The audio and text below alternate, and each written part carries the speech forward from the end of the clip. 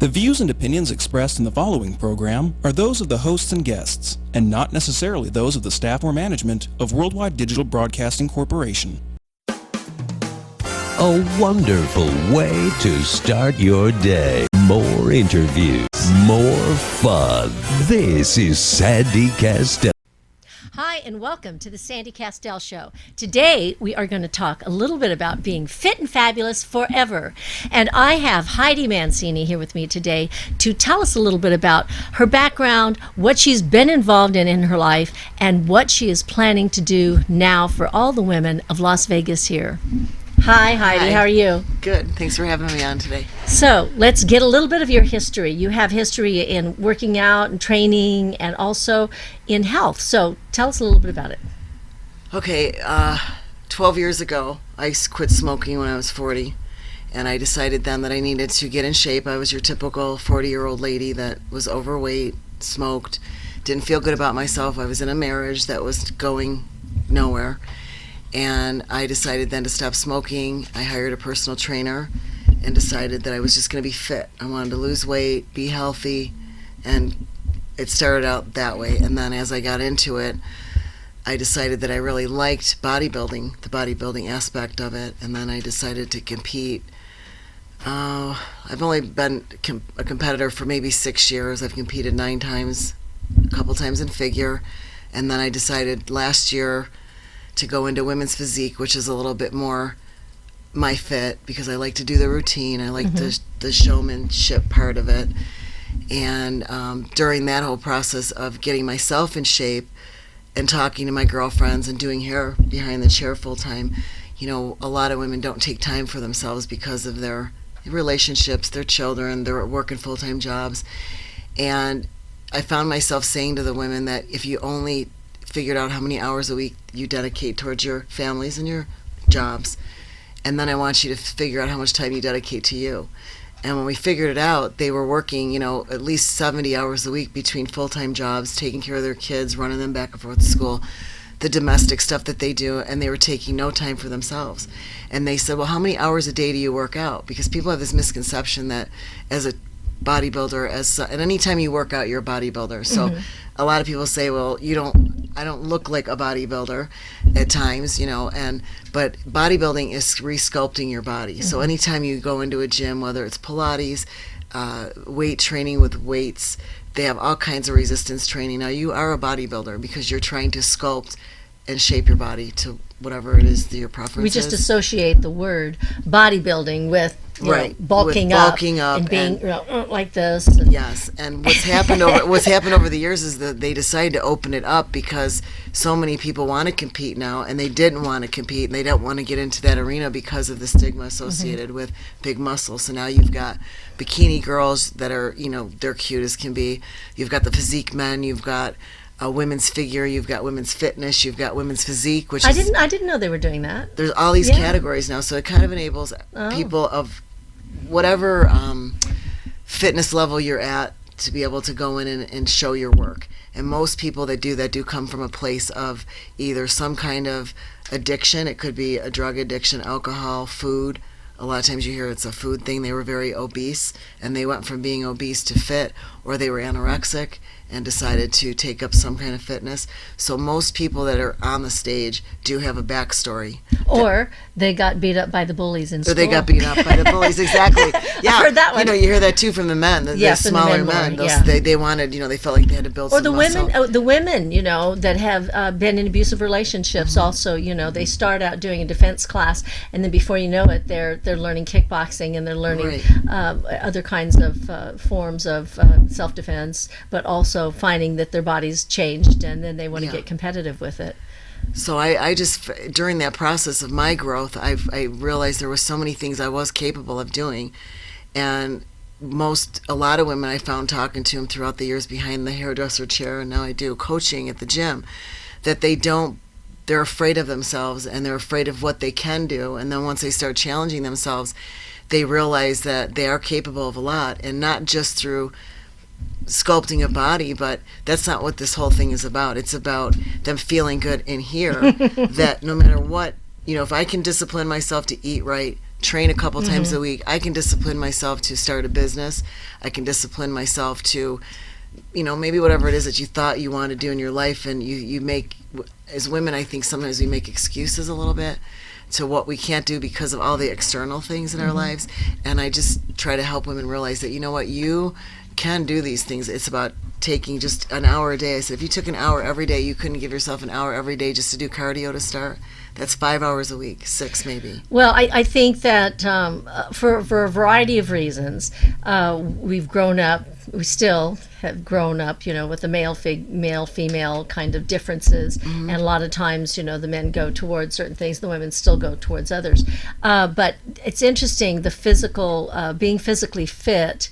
And I'm all about us being physically fit, and some of us are at different stages in our life also, and maybe it's not about being fully a bodybuilder, but maybe it's just about doing something more to incorporate those healthy eating habits, incorporating some exercise into your day-to-day routine. Finding something, because also the endorphins that we get from it, the way it makes our skin glow when we're exercising.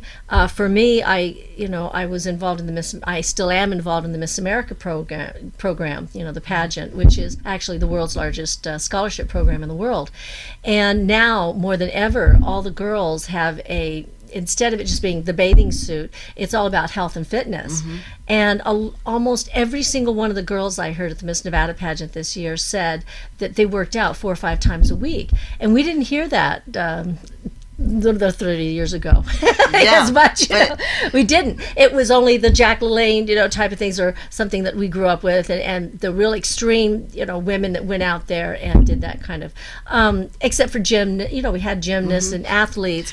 But there was a stigma attached with women. There was a difference between out. beauty queens or between models and actresses, and then there was the heavy duty athletes and stuff. But then now we see more roles in the movies that have actually gone into where we've got a lot of women that are in the position of the what started that was the leader, the Terminator, when they had Linda Hamilton in that one scene. Remember, and they show her arms, and she's got actual delts, and she was, Yeah, do you know I was in class with her? Oh, you were? I was in Los Angeles, and I was in the Jane Fonda classes with her. She was in there. I said, and we all knew, of course, and then she was doing that movie, and it was like everybody was like, oh my God, she's so buff. Yeah. And she's just this tiny little petite girl. And feminine. And so very pretty. feminine, yes.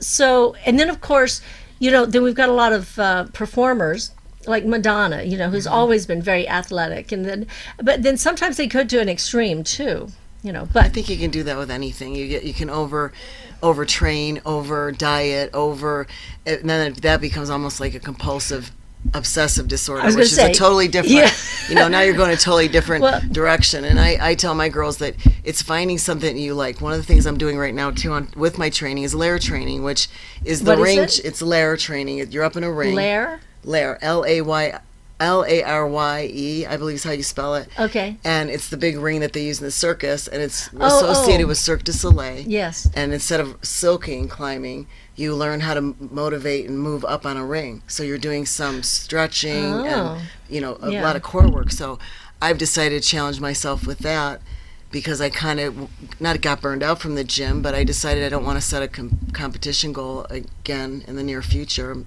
not saying I won't, but I decided I'm going to try this. So the point being is women trying different things and challenging your body. Important to try different things, because also you work different muscles. Right. The same thing with an instrument. If you've never played a musical instrument, it doesn't always have to be always a physical thing. I mean, find something that brings you joy that's outside of your everyday lives. And that's when you see women as they get older and we go through menopause and they have certain lifestyles. Menopause, what is that? I mean, thank God I plug Dr. Pierce here for hormone replacement therapy, because I do that. But there he is right now calling in. so anyway, that was. Well, you mentioned a very important thing. You said that a lot of people will go to bodybuilding or working out, some kind of, or rock climbing or mountain climbing, all kinds of things. They will do it maybe because of you said some of the habits that some people have accumulated or acquired over their lifetimes, and maybe those habits have taken them into an area that has become detrimental to their health or detrimental to their mind and their peace of mind and their balance in life, and maybe taking them on a direction that they don't want to go into. And you mentioned obsessive compulsive behavior, and I remember years ago I used to say, if we can take that obsessive compulsive behavior and then put it in the direction of something that is at least healthy or good for us, that's good. But then again, some people overdo the exercising, and then they can injure themselves, or they can obsess about not eating too much food, and that's where you get involved with the bulimic and the anemia. Anorexic, binging. But I think it's very important and to have it balance. And I think that what you're planning to do for us, and I don't want you to tell us yet because I want to save it, because we're going to take a little break. Take a little break here, and then I want to come back and talk about what it is that you're going to do for the community and the women of the community coming up soon. So we're going to take a brief pause, and we'll be right back after a message from our sponsors. Hello, I'm Abra McGrath. Please join me for the Health and Wellness Hour here at Luminosity Wellness Center and all the other great shows at WWDBTV.com. Crazy Terry here with your car care tip of the day. So it's not a bad idea every now and then to check your battery. If you don't know how to do it, have somebody check it for you. Just a visual inspection can tell you a lot about your battery. So as we can see here, this battery's got a hold down. It's nice and tight. The cables are on. They don't look bad. We've got a cover. We don't see any corrosion. Everything's kind of tight, looking good. A little bit of dirt, that's normal, but nothing's leaking. No real cause for alarm here. So that's a good sign. Doesn't mean it's good, but at least visually we know that it's intact. Okay, so we're looking at a battery here that shows signs of corrosion. We want to test that battery to make sure it's good. Usually when they're getting like this, there's going to be a problem, leaking some acid at the top. We ran the test and we find out it has 396 cold cranking amps, but the battery requires 650. So it's just not enough. The battery is going to go soon. Better to know now than later.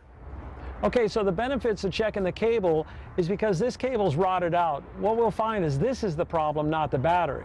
So it'll save you from buying a battery, still having the no start, only to find out that it's a cable. This type of corrosion is common in diesels. Okay, so we're getting ready to jump the car, but we have to have some battery cables. And we have to check those too before we hook them up to the battery. So here we have our standard set of battery cables. We just look them over, see if the ends are frayed, if everything's connected all right.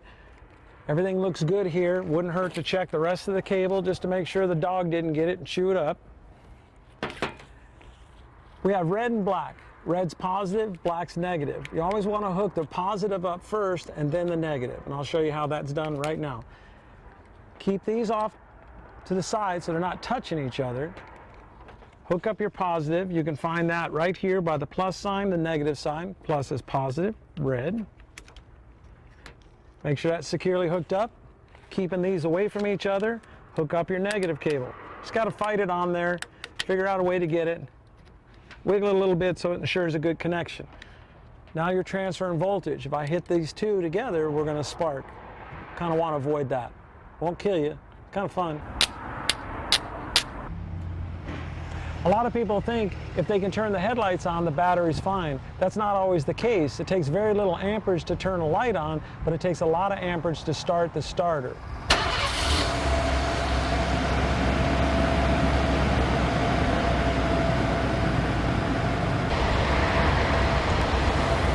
I recommend checking the charging system every oil change. At Sun Valley Automotive, there's never a charge for that. This is Crazy Terry with your car care tip of the day. Hi, welcome back to the Sandy Kastel Show. I'm here with Heidi Mancini today. And as we were discussing a little while ago, she has had experience in not only hairdressing, bodybuilding, and health, but she has done a lot of other things. And now she is going to be bringing this program to women of Las Vegas, and I'm really excited about it because it really, really fits in with being fit and fabulous forever. So Heidi, tell us a little bit about what it is you're starting to do now.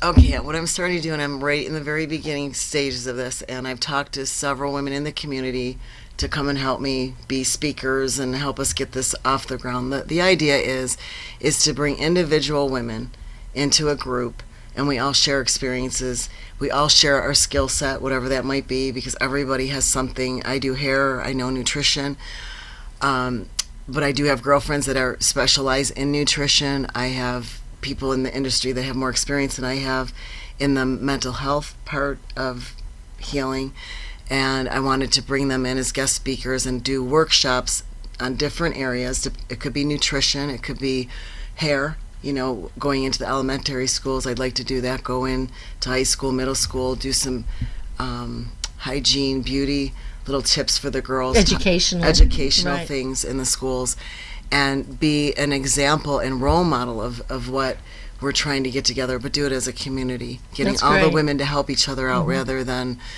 it's hard to do things on your own. I have so many great things that I have in my mind to help women feel strong and empowered, but I know I can't do it alone. I can't. No? What? Why not? I've come to, it's very hard for me to ask for help, but I'm one of these people that I like to do everything on my own.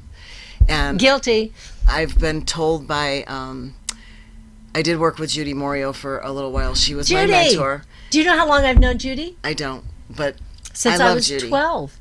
You just mentioned something about going into the schools and teaching girls how to, do things, right?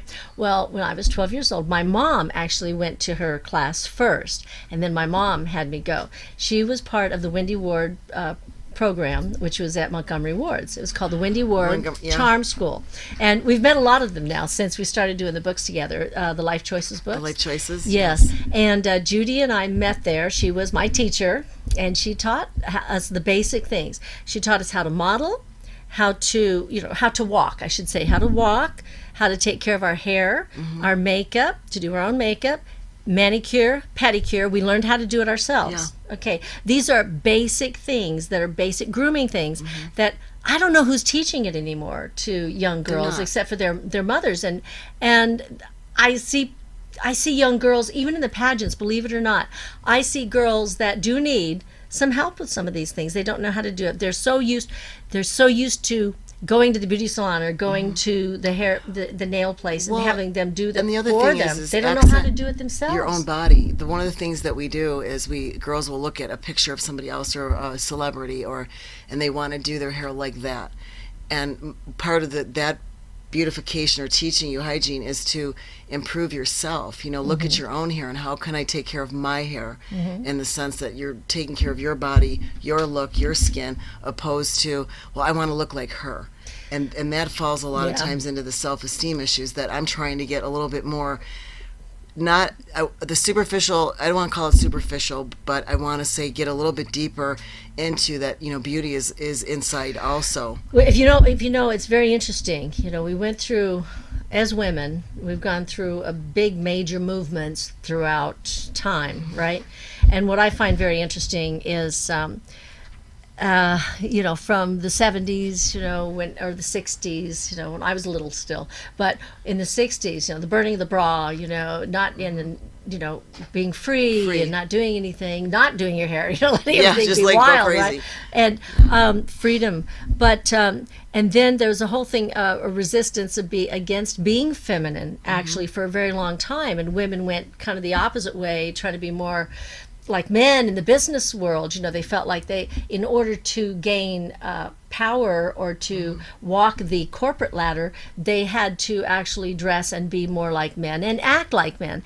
And now what's happening is that now it's come back full circle, and women have become more comfortable with their own femininity and incorporating that back into the workplace. But now we also have a lot more of focus on being used as sex objects again now, and maybe this has just never gone away, and just maybe this is part of life. But I've always felt that we have many different parts of ourselves.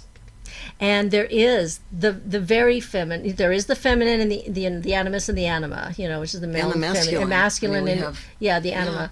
Our masculine energy and also our feminine energy, if we want to use those terms. But And in every individual, there are elements of both, except in some you will see more of one than the other. And more in men, you see more of the masculine. But now you know, with the increase of fathers being single fathers taking care of their children, stay-at-home dads, you know, you've seen a lot more of the feminine side coming out in a man. But that doesn't have to demasculinate him. Right. It just means that he's in touch with his feminine. And then, you know, women on the other hand, we've always had to be stronger and use more of our anima, you know, go out in the business world. And I remember in the 30s that was it. That's what what did I say, the 30s? My 30s, but in the 80s. Okay, so I gave away my age again. That's okay. But that was very important. So a lot of the women, you know, were very, you know, you were using more of their masculine energy, and then not having the balance of their feminine energy, and that's where a lot of us got into trouble. I think as a whole, in the men and women, not knowing the roles. And now I've heard even young men don't know, should I open the door for the girl or should I not? Should I pull her seat out? Should I stand up when she... There's these indecisions, and I see that a lot in the younger men, in the millennials and stuff, you know, that they don't understand. They don't know where to go because the women are not necessarily expecting these things from men. They're so independent. Well, but yet... and to touch on the independent side of that, one of the things that I hear a lot is you'll hear women say that they want a baby daddy, which means they basically want a baby without the father. And the problem with that is that it doesn't matter that the woman has an issue relating to a male, and then 90% of the time that's why they do it. They just don't want the emotional side of a relationship with a man. And they don't want a guy telling her what to do. But the thing is the child needs that. The child still need a balance. needs the balance. Right. So everything, again, it And gets we out all of need a balance. balance. And we all do. So I think what you're talking about is bringing people together that can talk about all of the elements which have to do, and it's, you know, it's simplified, it's mind, body, and soul, right? Taking care of the mind and taking care of the body and taking about care of the soul, and also eating healthy. Right. So all of these things balancing And out taking our care of lives each other. and taking Because care of each as other and be women, respectful. Be respectful of as each women, other. and I gotta say this, and I've said it. I say it in the salon once in a while. I get in trouble that, you know, we should be helping each other, not trying to compete with each other in such a way that, you know, that's usually what it's about. We compete with each other for each other. We compete with each other over men. We compete, you know, and yet women are so strong just by ourselves as a community that why can't we just help each other and then help our children, our daughters? Because still today, even more so, these girls are being brought up. They have no self-esteem. You look at the obesity rate, which really concerns me. I look around the stores. I look in the restaurants. There's women that are really overweight, but not only that, these kids that are 13, 14, 15, and they're huge between and a girl that's walking around that way, she doesn't feel good about herself. Right. Well, also we have so many reality shows out there that are showing the divas, the housewives, the this, the that, and there's all this competition. But all of that, people, you need to realize that's It's fake. scripted. It's It is fake. scripted. You know, because I went to one of the auditions. They were going to do a show here in Las Vegas. It was going to be called Divas of Las Vegas, and they had about 200 women there, and most of them were 20 to 30s. Most of them were in their 20s to 30s. There were only a handful of us that were over 40. And what I noticed is we had doctors and lawyers and teachers and physicists and brilliant women, mothers, and we had a variety within all these women that were there. But really all they cared about was when they asked us the questions in front of the camera, they said, and how does your day-to-day life go? And what is the drama in your life? And you know, they want to take whatever that drama, that little piece of drama is, and they want to explode it and blow it up and have these. And now, a lot of these shows, you mentioned competition between women. That's all they're doing. It's like, you know, oh, well, they're the wealthy women and they're all competing with each other. There's the not so wealthy women that are competing for each other and with their men too. And then there's all about drama. So we want to get it back to being real. I mean, let's help supportive, be real. And helping everything is fake now with social media. Caring. You know, I get people that bring me pictures in to get their hair done from Pinterest, which I really love. But on the other hand, they don't show you the before and the after and the maintenance and all the cost that's involved with that. Oh, that's right. You go on, and it's, as a stylist, it's like, okay, I love it. It looks amazing, but then you give the client the reality part that they don't get. Yeah. You go on Instagram now, and people post the best when they look the best. Of You know, they course. filter their pictures. Now, I do it. You won't see me on Instagram now with an ab shot because I don't have them. But when my abs are in, I mean, it's like, you know, because I don't want people to see my little pooch or different things that are not perfect, supposedly. But that, again, is my issue. But the problem with the social media, sometimes it is so fake that people think that's what they have to live up to. And it's like, that person's not even real. Because if you saw them in person, they don't even look like that picture. And they don't act like the things they're saying either. You know, even So, even the you know. people in the shows that are where they're down and out and all that stuff, even that is fabricated. It's taken to the extreme, you know. And the guys, the Duck Dynasty guys, you know, yeah. they didn't start out with their beards, but they ended up with the beards, you know, because Yeah. that fit the It fits the image. scene, yeah. So a lot of it is about image. There are good aspects, though, about having role models. There's nothing wrong with having a role model and looking up to somebody and seeing, okay, this is a woman who's a business person. This is a woman that's an athlete. This is a woman that is a doctor. This is a woman that's a model or an actress. And looking to them as role models. And some of them do give a good example of that, because if you do want to learn something about how to be and how to look, you know, you do need to look to some You of have your role models. somebody to mentor off of. To mentor, yes. And mentoring programs are wonderful. So you're going to be doing that same thing. Is mentoring. I just feel that in this part of my life, I'm 52. I'll say my age. I don't care. It's okay. I'm 62, so. And you look fabulous. You Oh my look God, I'm fabulous. 62. But I'll tell people my age and the young girls, and they can't. They'll go, "You work out? You do?" And I work out 5 days a week, 6 days. Oh my Yes. gosh! You know, I'm in dance class, and we have women that are in their 80s in dance class. We have the Las Vegas Follies girls. I mean, they're Yeah. dancing, and they're, you know, up to 85. So you don't have to just sit and become a couch potato. But also, you don't have to drive yourself so hard that you can't relax and enjoy yourself your life. and have a hamburger every once in a while or an ice cream, okay? If you want Yeah. it.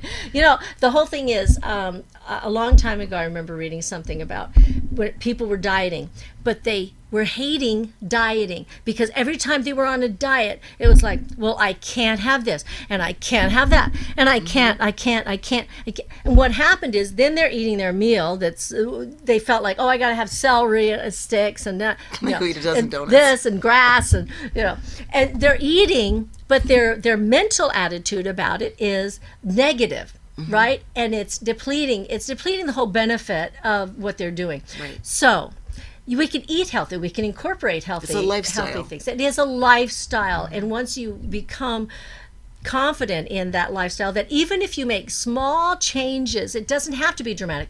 You mentioned earlier, people ask you, how long do you take to work out every day, because they have a misconception that it's all day long. Now, some people do it for 4 hours. Right. Like boxers, they're out there doing 4 to 6 hours a day because they have to, because they're competing.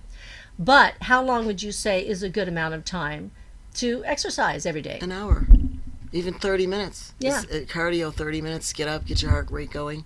Yeah. And your diet, because your diet's 90% of it. Your lifestyle choices with your food and diet. And sleep. And sleep. And water. Rest is important. Water is important. Yeah. All these things. And these are things that when I work with my girls, it's about lifestyle choices. I don't tell them, no, you can't have a glass of wine. You want to be normal. But during the rest of the week in your training, try to eat and make good choices for your body, to feed your body, nutrition choices. Right. But still allow yourself on the weekends, if you're going out with your family, or during the week you have a business meeting out of town and you want to have, you know, a glass of wine and something, allow yourself that. And I've went from, with my own experience, I went, and I'll disclose this, to losing 45 pounds and having a lifestyle change where I would eat clean during the week, and on the weekends I would cheat and go out with my daughter and we'd have Right. pizza and a sub or whatever. Then when I started competing, the competition part of it, when you mentioned balance, what happened to me was I stopped losing balance. And I'll disclose that because I think girls, if they listen to this that are competitors, can relate to that. I started to binge eat after a competition. That went from, like, I would be in my car eating bags of donuts, and I would go in the salon and there would be donuts on the counter, and I'd say, I don't eat that.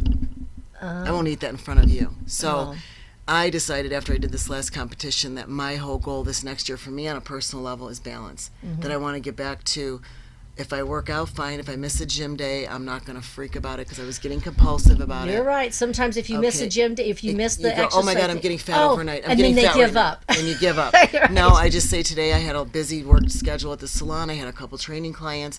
I'm tired. I'll go in tomorrow when my day's a little less stressful. Right. Where there was a point when it was like, if I didn't get there, even if I go at night at 7, 8 o'clock after I got done working, and then I'm hating it. And like you said about the food thing, I will tell you I don't enjoy the contest diet at all. I enjoy eating and I like to train. So I came to that conclusion that I don't like that whole process. Yeah, don't you have to? I remember it was back in the, I don't remember, I think it was somewhere in the, I think it was 84. That's when I think it was around that period because I remember I went to Cancun to a Club Med.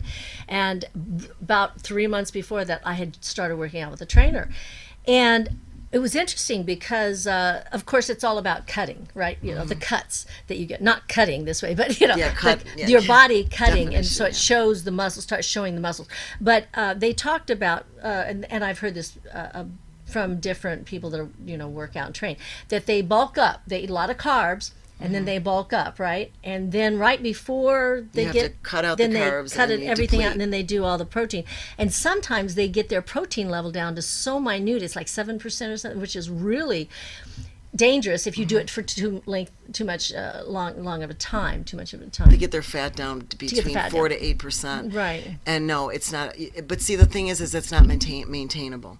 The reality is that you can't maintain that body fat forever and be healthy because it is unhealthy. And it's specific for that training. But it's specific for that. So yes.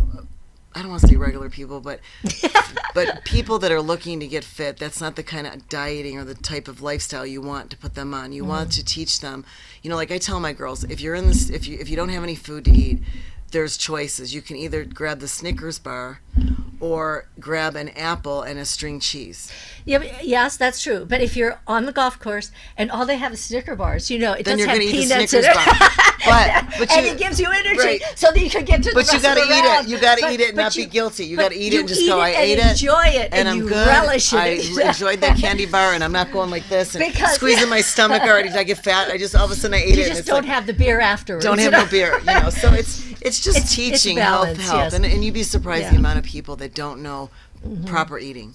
Well, my mom, in all her wisdom, my mom, I lost my mom about 5 years ago, and God rest her soul, but she used to say to us, it's everything in moderation. All right, so if we would listen to that, everything in moderation, that means everything.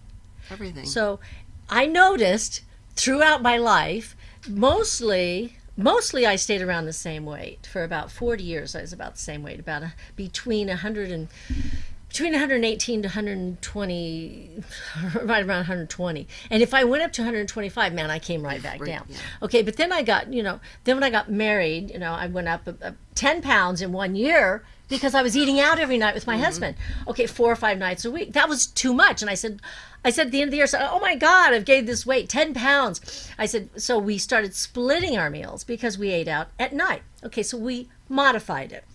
And then I started balancing it out again, eating more of the foods I should be eating rather than so many rich foods. But my lifestyle changed.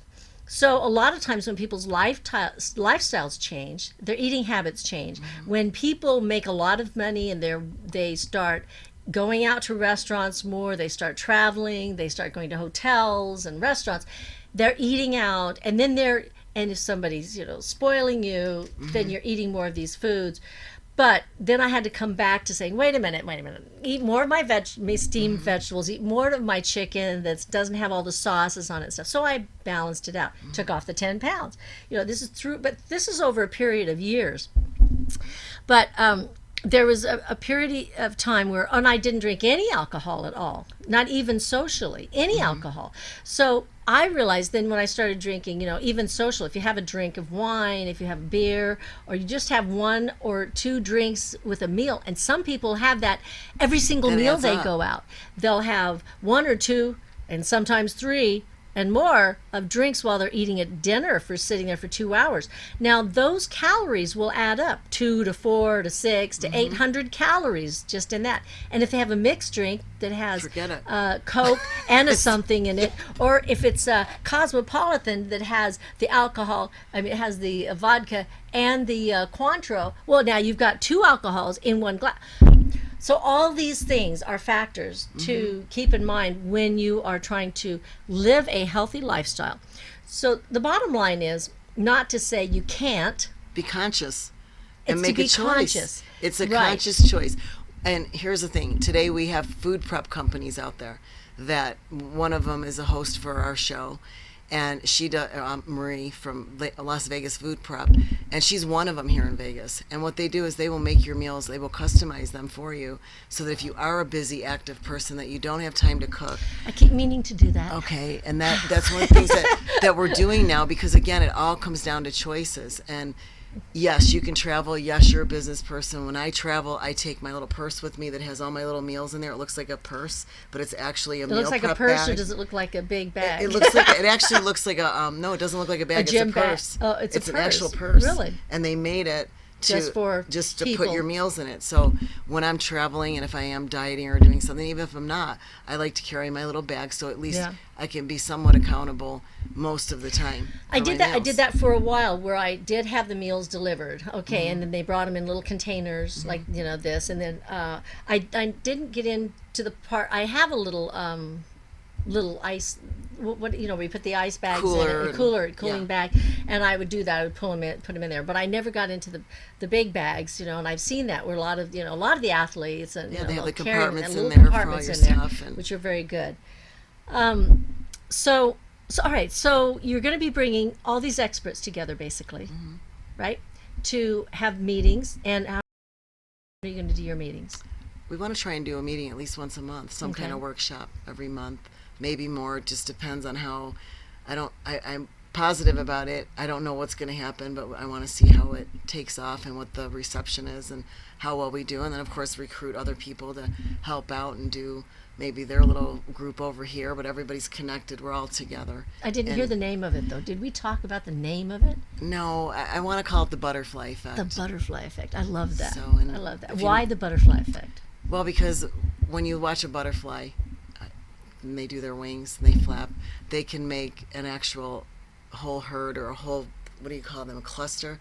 They can all start flapping their wings all together. So one butterfly can make every other butterfly in the world, actually, because then they go to different places and they 'Cause do it's this. connected? Because it's connected. Oh, I didn't. I remember something about that. But so that's going to be it, the butterfly effect. So it's basically one person, Yeah. individuals. We're all Like individuals. you, but you're one. And you and are then too. I'm one. You're and then one. You have, and bring us all together. And then all the butterflies come together. And as we start doing it, to help each other. we're helping it. And if you have that consistent, positive in energy, being there to support and supportive, which is very important. Is it going to be just women? I've had people request me for men and boy groups, and yes, I think at some point we'll expand into that. But And that starting would be, with women. I want to start with the women to see how it goes, and then Okay. of course a lot of the concepts that we use for women and young girls, there's self-esteem issues with boys too, and Mm-hmm. men. And one of the issues, one of the many ones, is that they've not been allowed to show emotion. And I always say, well, that's a cultural thing, and it's a community thing with the men and the boys, that if they could teach each other and help each other to learn that it's okay to have emotion, show emotion without being labeled as feminine or a crybaby or too sensitive, whatever, because the suicide rate with men is higher than any, and the more homeless people there's more men than women. So there is an issue in Yeah.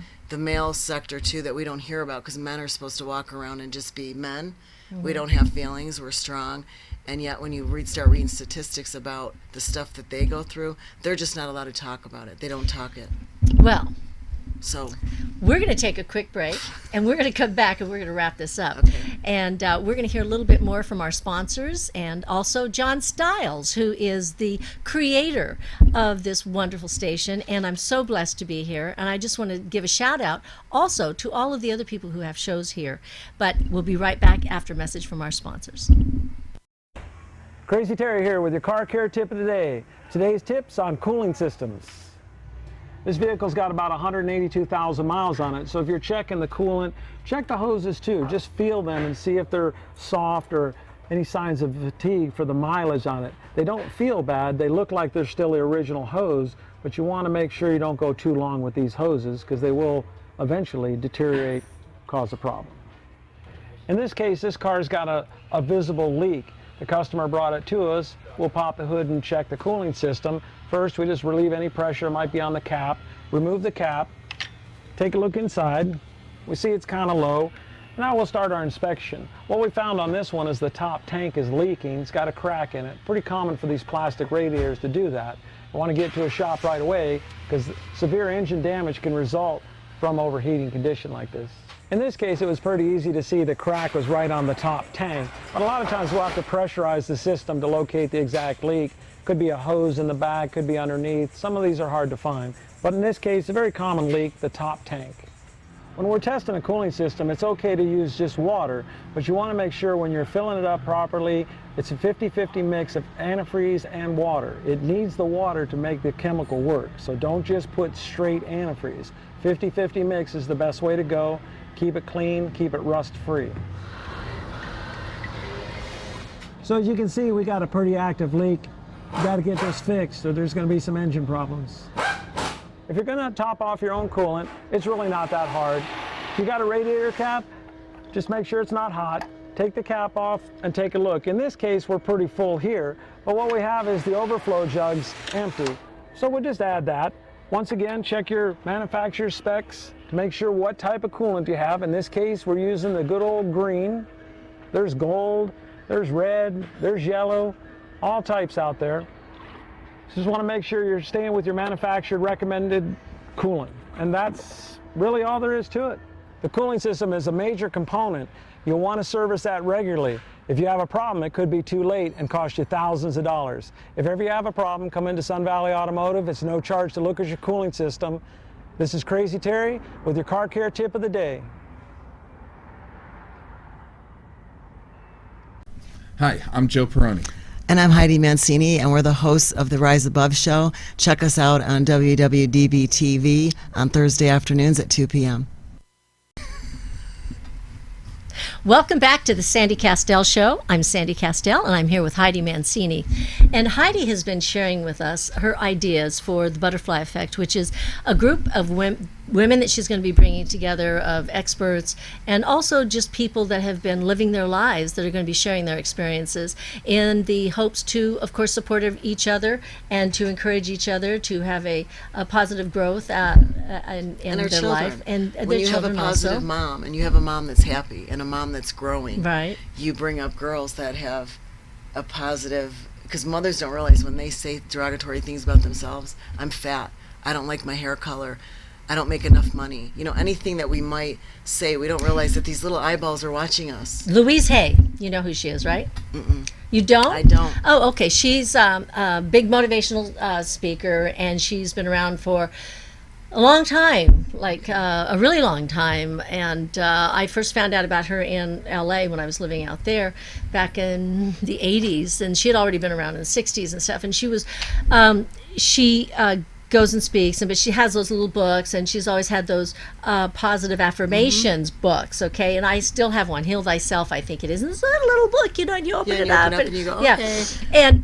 And so, you know, she was talking the last time I saw her, which was a couple of years ago, and she was sitting up on her pedestal, you know, with her beautiful dress on with a tree growing on it. You know, it was like, no, I mean, the tree picture of it, you know, it was like a tree on the dress. It was beautiful.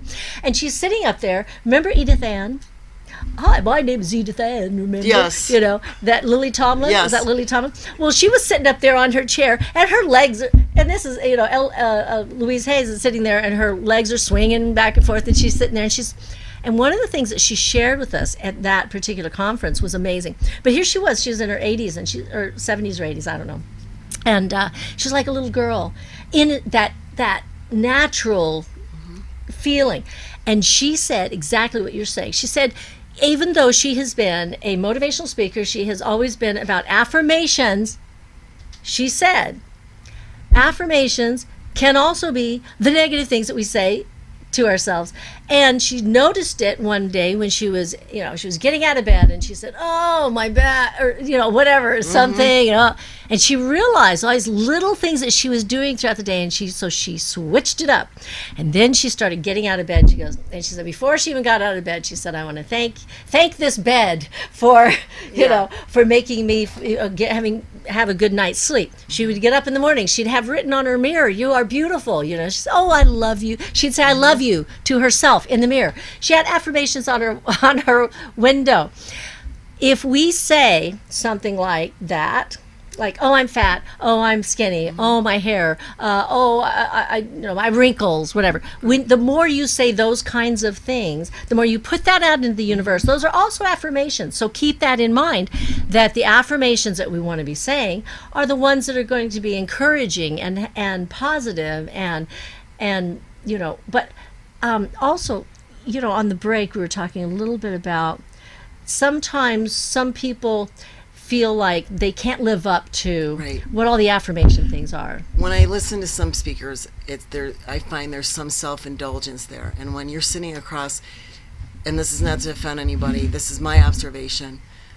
We can have a talk about that at some point. Right. But it makes it feel, the person that's sitting across from you, when they're really having a bad time, or they're really we've all had bad experiences or down times in our lives, that if you're not authentic and it seems self-indulging, the person that you're actually trying to help, you're making them feel bad because they look at you. They could be looking at you in a way like, "Are you serious? Can you be that happy every minute?" Mm-hmm. And my thing is to make sure that what we're doing to help other women is that we're authentic, that it's okay for me to share with you and say, "Sandy, I don't feel right today, and I don't feel right because I didn't make enough money this week at the salon." And then you come back and say, "You know what? But what can we do to fix that? What would make it easier for you?" Instead of all this, what I see a lot of is what we just said. You have to have the positive affirmation, but there's also the other part of it, that it's not always that way, and you don't want the person sitting across from you to feel like, "I can't live up to that person." That's why I think it's so important, and I really hold true to this. I believe in this, and because I have had fluctuations up and down, I've had challenges in my life. I've talked about the detours, my life has been a series of detours, but I'm here today because of where I've been and everything I've done in my past, and everything that has led me up to today is because of all those things that I went through. Whether it felt like a good thing, or it felt like an up and down, or whether it was a challenge. Sometimes in life, and especially as it can happen when we're young, it can happen when we're going to school, and all of a sudden you start raising a family and you can't do everything you wanted to do when you were in school. Just something as simple as that. Or you can be going along and all of a sudden you have a health issue. Well, maybe you can't do everything at the time, and also you can't do it yet. I add "yet" to the end of that phrase, because there's the potential that you can do it at some point. So if you said, "Gee, Sandy, I didn't really make enough money this week, I really didn't," and I said, "Yeah, but maybe next week you can," So because I think what you were saying before about is, if somebody says, "Oh, be happy, don't be sad, oh, everything, look through rose-colored glasses, go through life and everything's happy and everything's wonderful." Well, yeah, sounds great, but it sounds thin, and it sounds, superficial. Superficial. And sometimes when we hear people say things like that, we're like, "Yeah, right. Like, you don't know what I'm going through." And that's why I say, fit and fabulous forever, wherever we are in our growth and in our lives. Because 5 years ago, I lost 4 members of my family. Hello. Okay, I was just be happy. I was hit. If you were listening to just these be happy. speakers, they would. Well, wait. I put my record on hold. I said, "There's no way I can go out into the world and say, 'Hey, look at me. Look how great I am,' because I just lost 4 members of my family, and then I went through a divorce. Hello. So, but what did I do? Did I just sit down and wallow in it and say, 'Okay, well, I'm giving up, okay, just take me'?" No, but you have to process. There's a processing point. I threw myself into WEMA, Women in Music and Arts. I did my radio shows. That's when I started them. I was surrounded by people that were a support group, but I still had my days. I met somebody, and he literally fed me Italian food, and I gained 20 pounds in 2 years. 20. Okay, and I went, oh my God, I'm 20 pounds heavier. What am I going to do? And it was very challenging for me, okay, because I had to get comfortable with that extra 20 pounds. I had to go buy bigger clothes, and I had to feel okay about it, knowing that it was a period in my life that I needed to process, and for that period of time, those comfort foods, They were comfortable. were comfort. And then I started taking off the weight. I started incorporating the other habits that I knew that I needed to get back to my original weight. Well, I'm not back to that original weight, but I'm 5 look pounds fabulous. away. But it's okay, because I realized I don't have to be what I was 20 years ago. I just need to be comfortable with where I am today, and I think what you're doing with the butterfly effect is going to be very wonderful for a lot of women here, and I'm so excited to find out. Do you have a website or a Facebook page yet? We're working on it. I'm Work in progress. Hoping by the end of August that we'll be able to. We're going to do our first workshop here. Okay. And then from there start promoting and doing what we need to do to get the word out there. Okay, well, I hope you'll come back on my show and tell me more about it, and then as soon as you do your first one, let me know so I can be there. Okay. I'd love to join it and be part of it. And we'd like to invite all of you out there listening to join Heidi Mancini in her wonderful project called The Butterfly Effect, and join us here on the Sandy Kastel Show, where we will be exploring a lot of different fit and fabulous forever ideas, and it's all about balance. We'll see you again. Thank you.